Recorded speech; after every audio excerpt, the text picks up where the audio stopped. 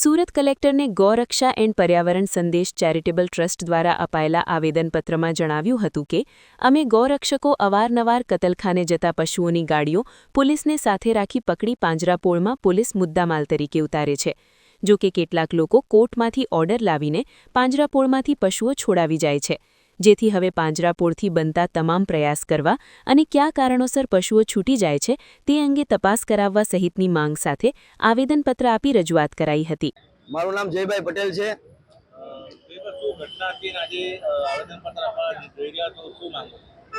છેલ્લા 1.5 મહિનામાં સમગ્ર ગુજરાતમાં અનેકો જગ્યાએ ગૌહત્યા થઈ રહી છે. ગૌહત્યા નાબૂદીની વાત કરતી આ સરકારમાં અવારનવાર ગૌહત્યા થતી હોય છે. તો આ ગૌહત્યા રોકવા માટે સરકારે ગૌમાતાને રાજ્યમાતા જાહેર કરવી જોઈએ કે અથવા તો રાષ્ટ્રમાતા જાહેર કરવી જોઈએ અને ગૌહત્યાના જે કાનૂન છે એમાં ફેરફાર થઈને કાયદા હજુ વધારેમાં વધારે કડક બને.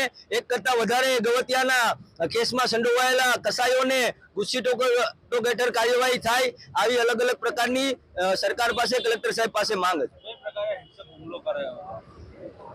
બાતમીના જે કોસંબાના હથોડા ગામે ગૌહત્યા થવાની હતી, આ બાતમીના આધારે પોલીસ પ્રશાસનને સાથે રાખીને ત્યાં સ્થળ પર રેડ કરવા જતા સ્થળ પર પહોંચેની પહેલા કસાઈઓ દ્વારા ગૌરક્ષકો અને પ્રશાસન ઉપર હુમલો કરવામાં આવ્યો હતો.